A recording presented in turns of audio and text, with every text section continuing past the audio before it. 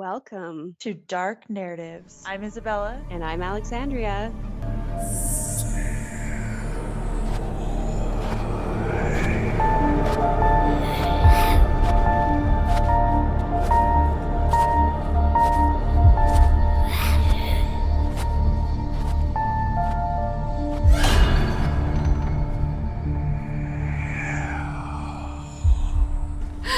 So Alexandria is away this week, so I thought I'd bring in my sister, also named Alexandria, just different. It's an R.I. Yeah, just different spelling. So I thought I'd bring her in, and we will just get right to it.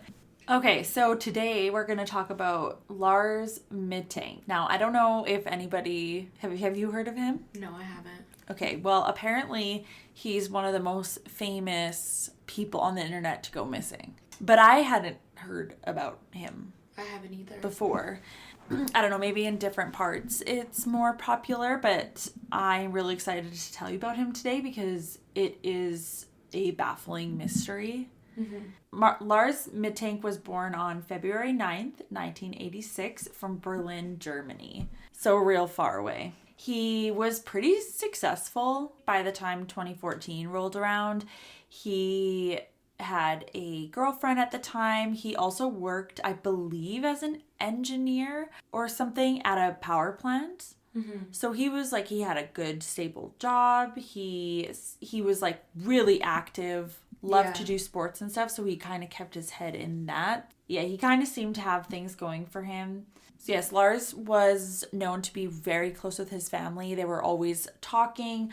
I guess at one point his dad had a stroke, so he spent even more time at his parents' house when he wasn't working or doing sports or anything like that. He'd be there just helping around and helping his mom with the load and helping his dad. Mm-hmm. Like I said, a really healthy guy. There was really nothing in his history of like mental illness or taking any like prescription drugs or doing anything recreational like that. He was pretty normal. He was like, yeah, he was just a normal guy. He would hunt, he'd fish, he loved football. Being in the outdoors, it sounds like. Yeah, he didn't really have time for anything else. And he tried to take really good care of himself as well. Is this an unsolved case? It is unsolved. He is still the internet's most famous missing person. That's insane. And that kind of brings us to where this all began. So Lars had not traveled really ever before deciding to take a trip with his friends. If anything, if he was going to go anywhere, it'd be for going somewhere to do fishing and stuff like that. But he had never left Germany at this point. So he decided on June 30th, 2014 that he was going to go along with his friends and go on his first ever actual vacation away. They traveled to Bulgaria and stayed at the Golden Sand Resort. That just sounds so nice. That does sound very relaxing. Right? Oh my gosh. Yes, and they left on June 30th, 2014.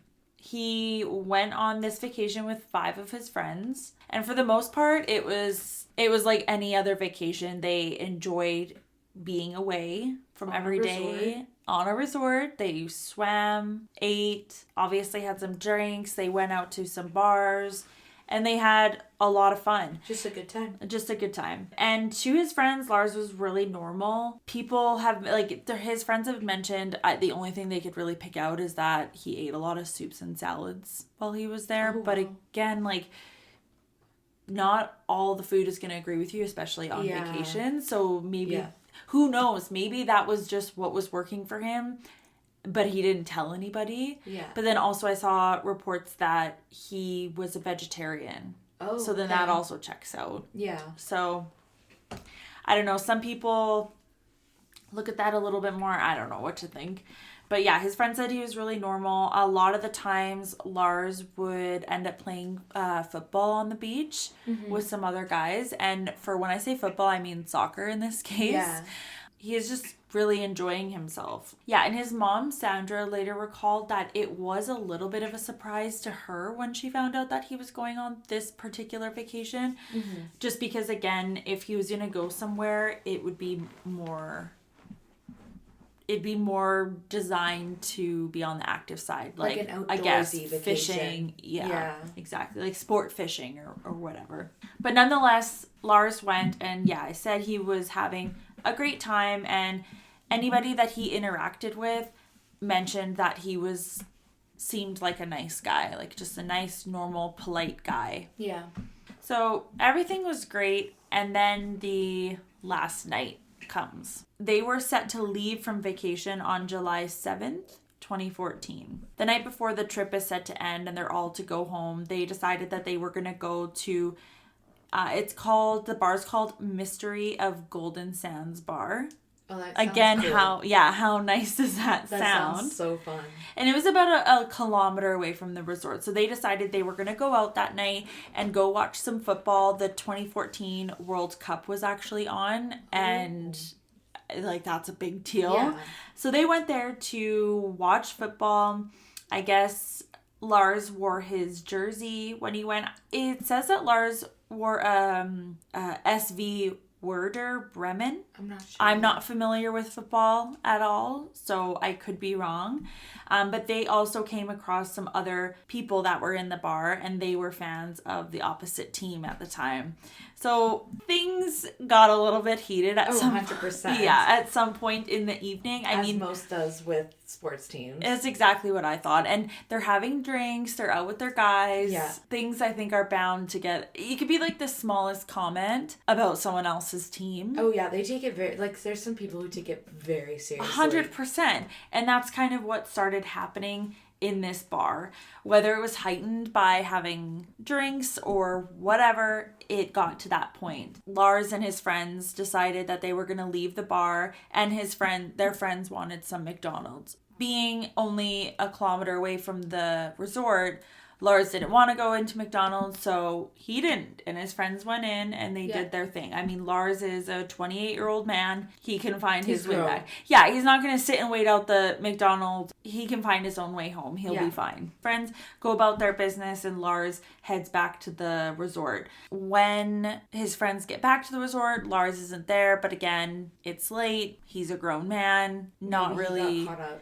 Yeah, it's not really a big deal. So they go about their business. But that's where this is kind of the start of some weird happenings. So in the morning, Lars's girlfriend I mentioned, she gets a call from him. Right. She gets a call, and that's where she finds out that when Lars ended up leaving the restaurant the night before, and he was on his way back to the hotel. The bar. When he was on his way back to the hotel, that's when Russians or Bulgarians or whoever ended up finding him and beating him up. Oh, shit. And Lars seems to think that they were actually hired by the Bayern fans from the bar. Oh. Because he apparently was told when he was there that evening that he was told by them that in Bulgaria you can easily hire someone for little money to beat someone up. Okay. So I guess I understand why he would put two and two together. Yeah. It's the people you're kind of getting into a heated argument would say that. I mean, I don't know. It's just what I read, but that's what Lars seemed to believe. Lars' girlfriend's obviously concerned, and she urges him, like, you need to go. You're about to get on a long plane ride. Yeah. And Lars was complaining about pain in his ear after being beaten up. So she's like, well, you need to go and you need to get this checked out. You can't get on a long-ass plane ride. Especially with an ear problem. Yes, and Lars was actually really concerned, too. Not only does it obviously hurt, but... for his job, it is necessary to have all your hearing capabilities. Yeah, wait, sorry. What does he do for his job again? I believe he works at a power plant, and I'm not sure if he's an engineer at the power plant or if he does something else. But you need your ears. And he also doesn't want to hurt himself getting on this plane. So he's got a lot of kind of things running through his head right now. So he's like, okay, yeah, I'm going to go to the doctor before I get on the plane. So when Lars meets up with his friends at the resort the next morning after talking to his girlfriend, he tells them the story that he had told his girlfriend, that he was beaten up on the way back to the hotel. His ear obviously hurts, and he seems to think that it was the guys from the bar on the opposing team that they liked hired somebody to find him and beat him up. I mean, you can't blame them if they made the comment. Like, you Yeah. can't blame him for. Well, like, yeah, and you're in a thinking that. you're in a different place. You Yeah. don't know your surroundings well, and if you get into any argument with somebody and you don't even know the area, you're gonna be a little uncomfortable. What if they were staying at the same resort you were and you just didn't know it? Yeah, you're in a vulnerable position. Many things are gonna run through your head. After he talked to his friends, he took a taxi with a friend to a doctor's office, and that is where he was diagnosed with a ruptured eardrum. And he had hurt his jaw as well, and he was told that he also needed to go to the hospital. So after he was at the doctor's office with his friend, he goes back to the resort to talk to the rest of his group, and he basically was like, you guys just go home. Like, don't sit here and wait for me to be, like, go to the doctor and get cleared to fly and everything, because who knows if I even can. Yeah, like, and you guys go on. You guys go on. He also mentioned, he's like, I have my travel insurance. It'll be fine. Just go. So they did. So later on, the friends took a shuttle and they went to the airport to go home. And once they left, Lars got into another taxi and he went to the hospital. And he really didn't get much help at all. When he went to the hospital. Yeah, they kind of actually, if anything, made things just worse for him. From what I was understanding, the doctor was actually kind of an asshole. He wasn't really interested in hearing Lars out or really what even happened to get these injuries. And he also refused to speak English. Oh. Yeah, the doctor was like, nah, could really care less. It's kind of the vibe that Lars had gotten. So yeah, he really didn't get much help. Lars was never admitted to the hospital to be checked out. He really wasn't checked at all. He was basically given a bill to pay and a prescription. Oh my God. He was prescribed an antibiotic, Zefprozil, at 500 milligrams. From here, Lars leaves the hospital, and I think that was around 9:41 p.m.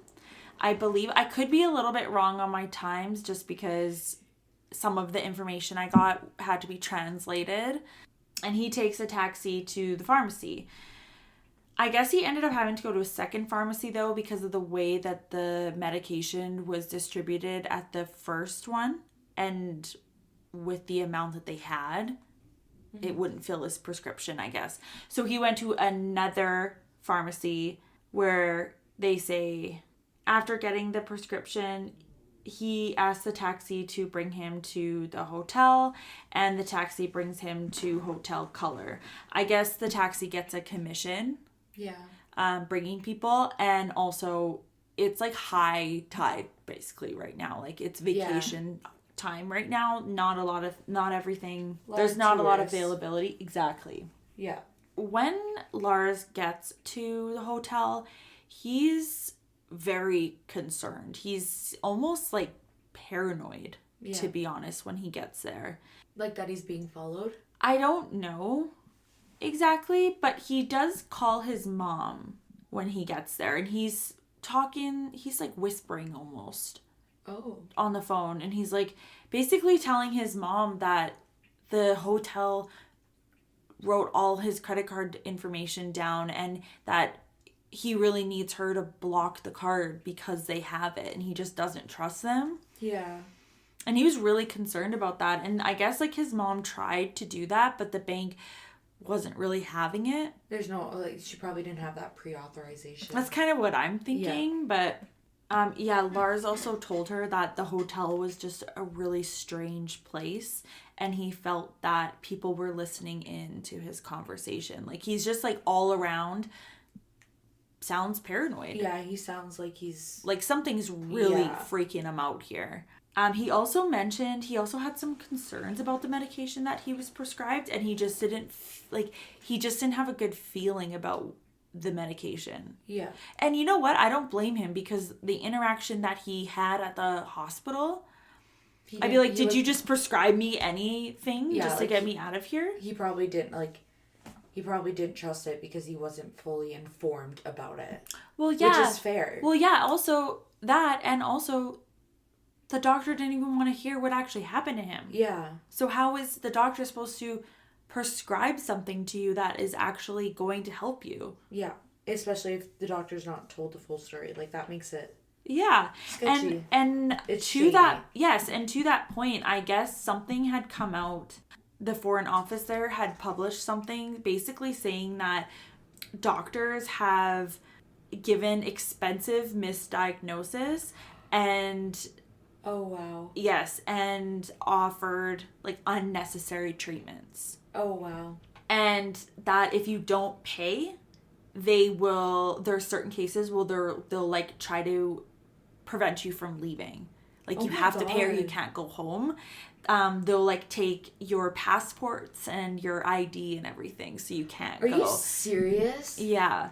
And I guess some people that visit there, you can, and I'm not sure if it's everywhere there. This is just what I was reading. Yeah. But I guess there has been some cases where tourists, they'll start to get like pressure when they go to see doctors. Really? To like, yeah, to do treatments, or even by the hotel employees. Some That's hotel employees. odd. Yeah.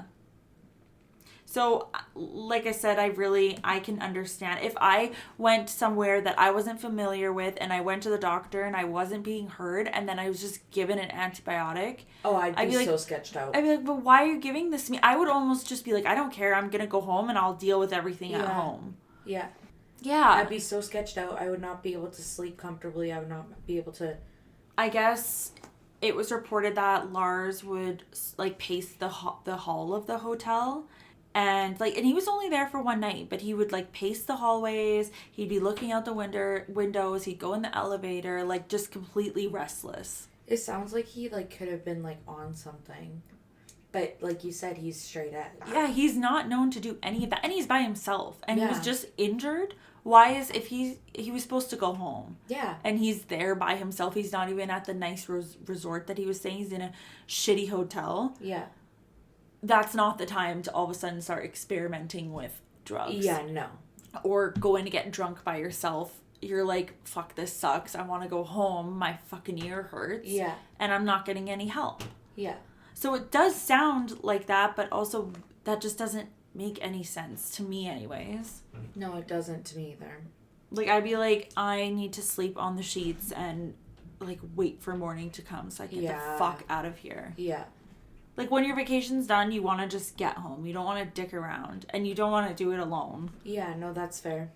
In another call, he talked to his mom quite a bit. Like, there was a lot of conversations that were had leading up to all of this. Oh, wow. But he called his mom again, and he asked his mom if she could try to get in touch with the international insurance company. Like, maybe they can get him home another way. Yeah. He's like, just get me out of here at this point.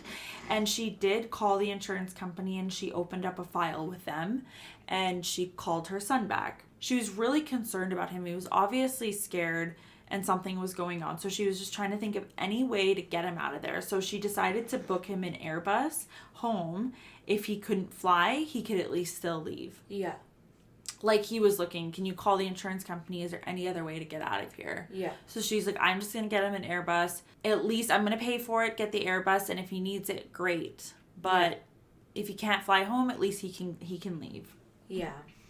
But sometime in the early morning, when, like, you'd usually be sleeping, well, I'm sleeping by 1 a.m. Oh, 100%. Lars calls, yeah, right. Sometimes I'll go to bed at, like, 8:30. That's okay, though. Sometimes... I love to be in my room, though, like... Yeah, I love just laying there. And I have 2 living rooms. I know. But I'm like, no, I'm just gonna go sit on my bed. I just love it. I feel like your room should feel like a little oasis. Yeah. Okay. So at least he can still leave. Around 1 a.m, when usually you'd be sleeping, Sandra, Lars's mom, gets another call from him. And he is whispering to his mom that 4 men are following him. Oh, and fuck. so he's hiding, watching them. Oh my God. That would be, my stomach would drop. Because your kid, I don't care how old your kid is. Yeah. Your kid is away. You are so far away from them. You can't do anything. You're helpless. But try to help over the phone. Yeah. So that's what she hears. Lars also mentions that he's pretty high up being able to see them. So that's obviously a concern. Yeah. I mean, he has the high ground. Yes. And from here, they ended the call. I'm not sure everything that was discussed in that call, but that's kind of what she hears. So from there, all of a sudden, she starts receiving text messages from Lars. And he goes, 16,500, what's that? Or around like 10 minutes later, he sends the same text messages. And Sandra from here decided, I will also book a flight, and it would have left Vienna airport and land in Hamburg. I think she's trying to make sure that his I's are dotted, his T's are crossed. Yeah. Like any way that he needs to get home, it is there. already booked. It's available. She'll deal with it later. Exactly. Yeah. And it's just, he has the tickets for whatever he needs at the time just to get the fuck out of there. Yeah. And so Sandra stays up all night worrying. She can't do anything but sit there and worry at this point. You can't blame her. Like, she's hoping by the next day he'll go to the airport, he'll get on a plane, he'll come home, and it'll all be okay. And it'll all be okay, and she'll hear what happened, and that's how it is. So yeah, Sandra, she stays up all night worrying, and in the morning she does receive at least some relief when Lars contacts her and says that he made it to the airport. Okay. So on July 8th, Lars made it to the airport after staying only one night in the Hotel Color. And from what we know, from what we know, Lars obviously didn't get much sleep. Like, he called his mom around 1 a.m. He's pacing the hallways. He's exhausted, probably. Like, he's yes. paranoid. Yeah, he's paranoid about his card, his medication, his everything. Ear freaking hurts, his jaw hurts, he's tired. Eventually, Lars was picked up by a taxi from the area of Hotel Color, and he was picked up by a taxi who actually already had a passenger in the vehicle, but the taxi picked him up anyways. Mm-hmm. Both of those people, the taxi driver and the person who was sitting in the vehicle, later reported that Lars's eyes were quite dilated. Like, they could notice that they were dilated. There was something. Yeah.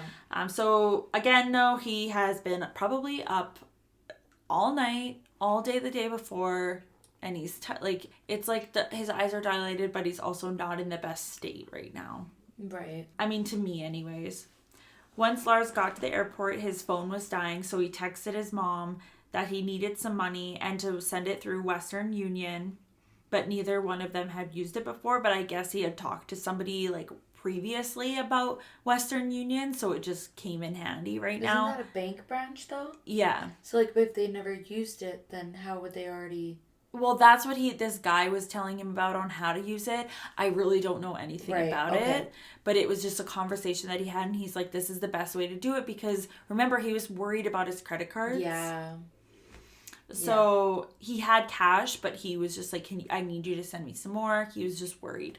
Yeah. So Sandra told her son to take down all the information about the flight and the bus that she had booked, because his phone was dying and he's going to need that information. Just write it down now so you're not running into any other issues. Yeah. She also told him that he needs to go to the airport doctor before he gets on a flight. That's fair. To make sure he was good to go. But Lars was like, yeah, well, I'll go to the doctors, but I'm not, like, they're not going to let me go. Like, that's concern. Why do you know that they're not going to let you go? Like, what's going on? Yes.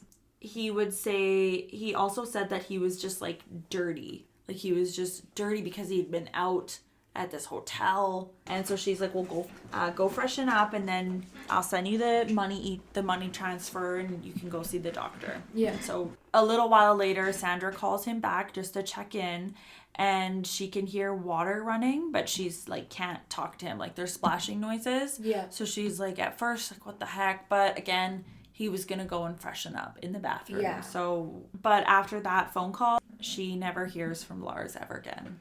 Oh, shit. There's never a phone call or a text made between the two of them. That's insane. Sounds like he was kind of strung out. Mm-hmm. Whether it was he took that the doctor gave him, like this is just a theory. What if the doctor gave him a medication, he had no idea what it was, he took it, it made him high, whatever, and it made him paranoid? What if he just entered the psychosis or something? Yeah, I really don't know. I mean, there's a lot of theories out there, and we'll get into that part. So they never were able to speak again, but we do know that Lars did end up at the airport doctor, and he was there for about 42 minutes. They laid eyes on him. Yes, he did go to the doctors. The doctor checked him all out, and he had been given eardrops.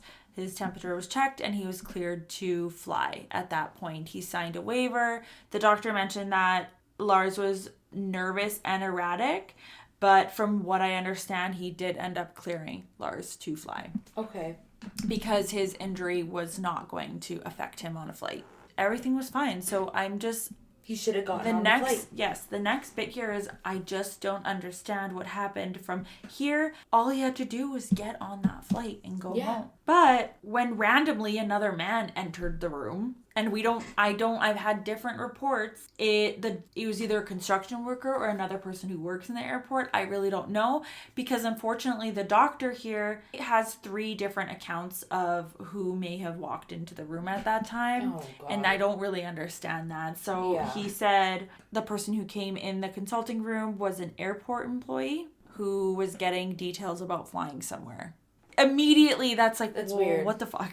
Yeah. And then he also said it was just an airport employee. But then he turned around and said that he actually doesn't know who it was. Sounds like he can't get his story straight. Yeah, that doesn't make sense to me, but either way, and when someone, whoever it was, came into that room, that's when Lars took a really weird turn. That's where this went really wrong. From what I read, Lars starts yelling, "I don't want to die here. I have to get out of here." And he just took off.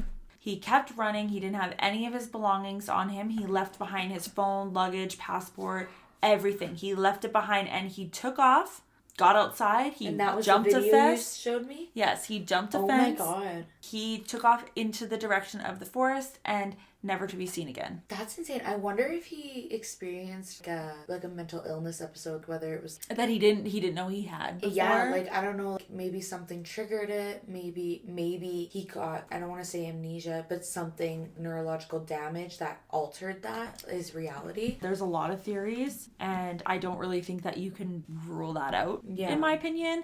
So after Lars disappears, there's a lot of questions. Yeah. A lot of stuff isn't adding up. Like, what happened? Because Lars has been in contact this entire time, it's immediate that she knows something is wrong. Yeah. So she calls the consulate. She is worried about her son. She doesn't know just yet that Lars has ran off, but she's concerned she can't get in touch with him, and they have been in contact. Yeah. So they take it and they go look into everything, and she receives a call back, and she is told that Lars did end up going to the doctors, and he did end up being cleared to fly. But in the consult room, Lars had asked to go use the washroom, and he never came back. What? Mm-hmm. But he left everything. Except all of his stuff was there. And then, I don't know if it was in another phone call or in the same breath, the same woman had said he actually ran out of the airport. Like, he asked to go use the washroom, and he just ran completely out of the airport. And again, all of his stuff is still there. So Sandra is, like, obviously freaking out at this point. Like, she has no idea what's going on. She knows bits and pieces from talking to Lars throughout the night, and she knows that her son was beaten up from what he told her. Yeah. Immediately, the investigation starts when Lars is reported missing. Sandra goes to the airport, and they show her the video of Lars running out after going to the doctors. Mm-hmm. I believe she had asked to see the footage of him actually arriving at the airport, but they didn't have it available for her. That makes no sense. How are you not gathering every piece of footage you have to show this woman and the detectives? And also to take account of, like, where he was. Yeah, but they didn't have that. So Interpol was looking. That's insane. Yeah. There's no way an airport can just suddenly not have. You have security everywhere in an airport. So Interpol was looking, a detective from Germany. Sandra hired her own private detective. She hired a lawyer. The authorities in Bulgaria were looking. They searched the whole area that he ran towards and around. They used drones. They used thermal imaging. They used planes. Probably dogs. People. dogs. Like they were Everything.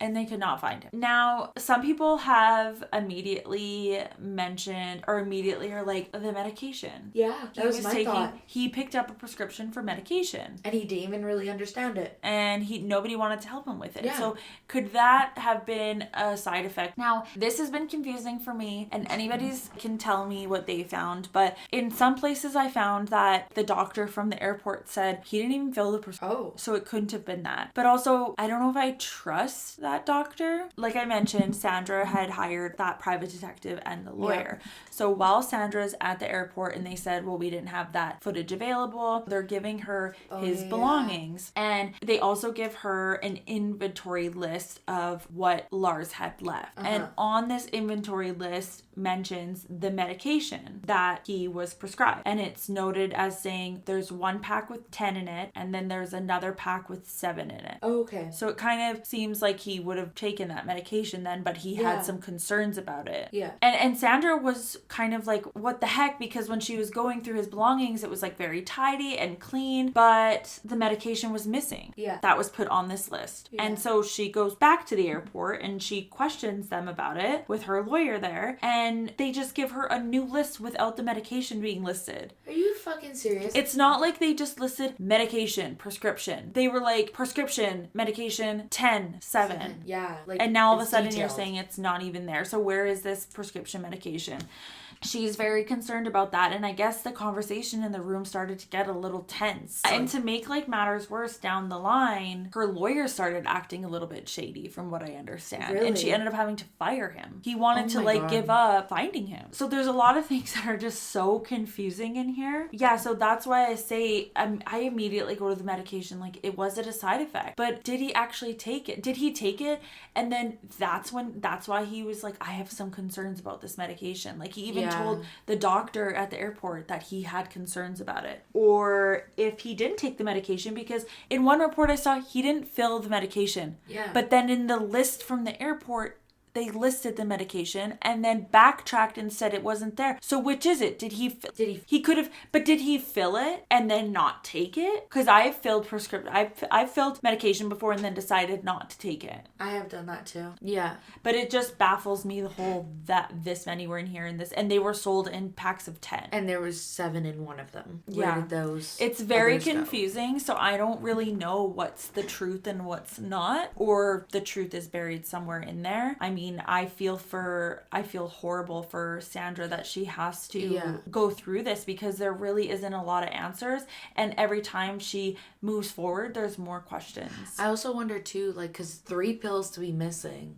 in that small amount of time. Yeah, like in a 24-hour That's a good duration. point. Like that's I wonder if there was a mix-up of, because it sounded like the doctor first didn't give a shit. He was just kind of... They also didn't want to speak English. That too. So he was probably just guessing the dose and ended up, maybe he took too many. And he was already worried about it. Dilated pupils, but also too, he was jumped. That too. Prior. So it could be like a neurological damage. Too, and that's what I immediately go to. Or both. I initially am like, did he get hit on the side of his head so hard and he's having some weird effects, but nobody's taking him seriously? Like, had he maybe been admitted, he would have. If he had been admitted, would this have still happened? I don't know. Yeah. And that's what I keep going back to. But in the time between 2014 and now, there's been a lot of sightings. I mean, you get people who call in and they're just trying to fuck with the system. A year after Lars went missing, a truck driver had said that he'd seen Lars hitchhiking in Varna. That didn't turn out to be him.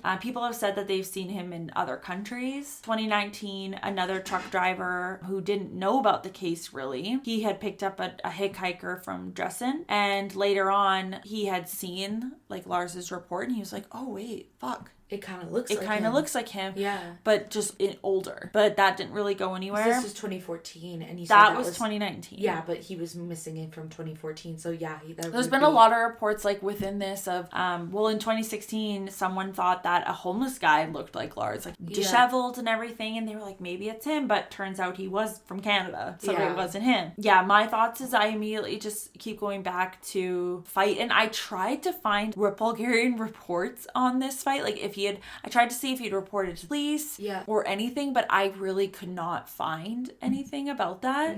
Maybe he didn't report it to the police. Yeah, Some people don't. But I tried to find news reports, maybe a little bit more information about that. I tried to see if did they try to find those people and talk to them. Yeah. Just to see if they could get their take on how Lars was at the bar. Like, I don't... Is there footage from the bar? I tried to see if there's like some... I didn't find any, but I couldn't really find anything, and I don't know if it's because I need to just dive deeper into the internet to try to find Bulgarian news reports, but a lot of it I had to, like, one of the videos, the documentaries I watched, I had to translate the whole thing, and not everything translates exactly how it's being said in another language, so it does get a little bit confusing. I did obviously go to Reddit because I want to hear what other people's theories are on this that I haven't thought of.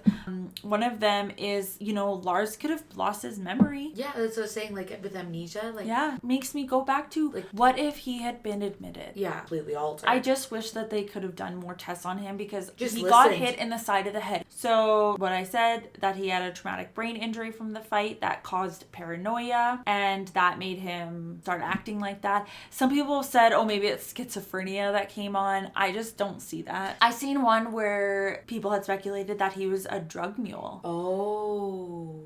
That's interesting. Or blackmail. Makes and think sense. about at the doctor's office, somebody we don't know who walked in and all of a sudden he lost his shit and ran away. What if it was a... What if he was a drug mule and the balloons bursted and that made his pupils dilate and made him act insane? There's like, so many theories. There's so many theories, especially being in a different because his country. eyes were dilated, but also it's like he was, I don't know. Did he take the meds? Did he not? Like, where? And, like, also too, it'd be nice to see footage from the hotel and the bar. I tried to find that too, some footage from him I at feel the like there's hotel so color, many... but I didn't find any. Yeah, it feels like this investigation has so many, like, missing And it could be because parts. there is missing parts and people don't want to cooperate. Yeah. Or it's because I'm having troubles getting to that part of the internet. Yeah, I maybe can't we find just that can't footage find and it, stuff. but... Yes, I don't know. Another one was... drug-induced, confidential informant. He got wrapped up in that somehow. Yeah. I don't know if that one really jives with me. The other thing too is that his mom had mentioned that when he's running away, obviously, yes, he is scared and it is a little bit erratic, but it also looks like he almost is running away with a purpose. Yeah, like almost he's going to something. He knows where he's going to go and that he's just around somewhere. Yeah. And I kind of believe that too. Yeah, that's where we're at with the missing persons case of Lars Mittank. And I'm going to post pictures of him and the video of him running away. But yeah, that is it for this week. That was a good one. Thank you. That was. And thank you for joining me. Thank you for having me. And that's it for this week. And we will have another case for you next week. And that's it for this week. Remember, it's a dark world out there. See you creatures creatures next week.